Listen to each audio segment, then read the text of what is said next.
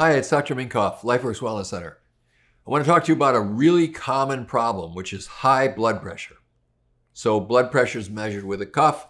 There's ranges that are normal, somewhat based on age, but mostly blood pressure should be in a certain range. There's tens of millions of people who have blood pressure that's too high, and they're suggested by their doctors to go on medication to lower the blood pressure. Now, high blood pressure is indeed a bad thing. If the blood pressure is too high, that means the force going through your blood vessels is too high, and this force can cause damage to those blood vessels or damage to the cells that are on the other side of those blood vessels, or cause damage to the cells that are on the other side of those blood vessels. So there's risk to brain, to stroke, to TIAs, there's risk to kidneys, there's risk to heart. So we don't want high blood pressure, and high blood pressure shouldn't be ignored. What we want is we want elastic arteries that are very responsive. The usual solution to blood pressure is medication. And there are medications that relax arteries. There are medications that make you pee extra salt out. There's medications that block calcium from getting in and out of cells. And sometimes these blood pressure medicines are needed. Sometimes they're effective. But oftentimes there is a solution where the person doesn't have to keep taking those blood pressure medicines because they just don't need them anymore. Now, if we think of it, we've got a system where we've got a pump, and we've got blood vessels, and we got fluid flowing through those blood vessels. In that fluid, there are cells, which are called red blood cells.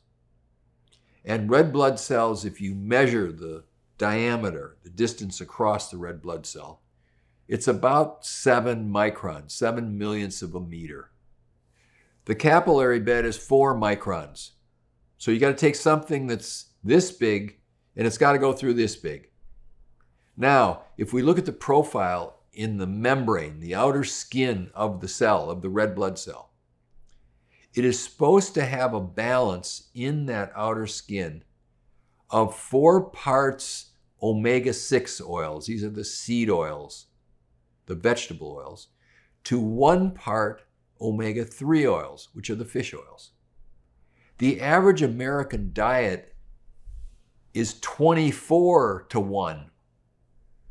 People are eating fried foods, seed foods, nuts, processed vegetable oils, and their intake is 24 to 1, not 4 to 1. So what do you think these things get made out of? They get made out of seed oils at a high ratio. And these seed oils make membrane stiff. And so this membrane is like, Now, if you're back here with a pump, what do you got to do? You got to pump harder. That's high blood pressure. That's one cause of high blood pressure. You got to get that thing through. Now, if the cells on the other side need to get that oxygen, if your treatment is give drugs that don't let the heart pump hard, you will lower the blood pressure, but you also will not deliver enough oxygen to these cells.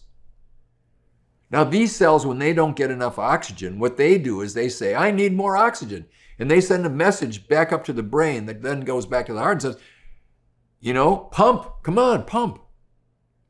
And you get this catch-22. So half the time people who take blood pressure medicine don't take them.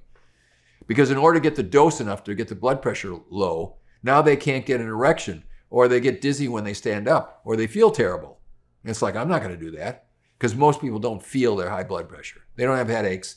They don't notice it. Okay? So that's just one of the things. It may be that their blood's too thick for other reasons. They don't have enough vitamin E, or they're dehydrated all the time.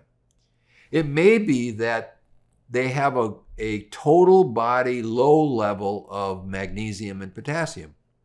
So now you have this capillary. Right before the capillary, there's a little muscular, it's called an arterial. It's a little muscular thing.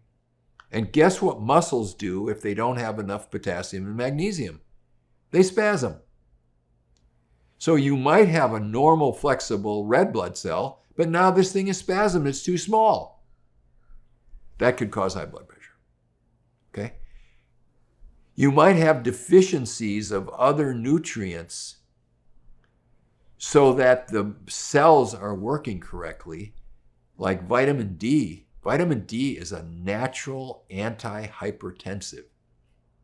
You know, there's an epidemic in people with dark skin because they don't get any sunshine or enough sunshine. And people with dark skin need way more sunshine to make vitamin D in their bodies than people with light skin. You know, in Ireland, the sun doesn't come out hardly ever. So it had to adapt so that a little bit of sun would produce a lot of vitamin D. If you're living in Africa and you're in the sun all the time, or in the Middle East, people naturally get darker skin and they get immune to sunshine producing vitamin D. Now, if they live in Chicago and they don't have any sunshine, they don't get vitamin D. And there's actually published epidemics in people with darker skin who don't take vitamin D, who have high blood pressure. And you give them vitamin D and their blood pressure goes down. So there's all these reasons why it might be why you have high blood pressure and why we need to figure out what is the reason in you. Sometimes people have just too much lead in their kidneys, or mercury, or arsenic. And so what we do in someone with high blood pressure is, okay, let's look at all these things and try to optimize them. And in many cases, the blood pressure goes down. It goes down because now the system is actually working the way it's supposed to work. And you have physiology that's now reflecting health. And the medications aren't needed. So I'm not saying stop your blood pressure medicine. That's dangerous. I'm not saying if you have high blood pressure, you shouldn't take it. But if you do, and you don't want to take the blood pressure medicine, or you know that there's a better way to do it, then come in and get the analysis, and we can see, and oftentimes it's remediable. And it's like, I don't need the blood pressure medicine again. You know, I needed some CoQ10, and I needed some fish oil, and I need this little herb. And another one of these things that's really big is I need some more nitric oxide in my body. There's another little thing that these little capillaries, they spasm if they don't have enough nitric oxide. And you know, you give people a beet juice extract and they make nitric oxide and their blood pressure goes down. In fact, in a study that was done at the University of Houston by a real researcher, he compared blood pressure medicine in lowering blood pressure versus a beet juice extract. And the beet juice extract was better than any of the drugs. So there's ways around this. And modern medicine is wonderful and I love it. But basic common sense is even better to do things that return your physiology to normal, because all these blood pressure medicines have side effects. They have true, real side effects.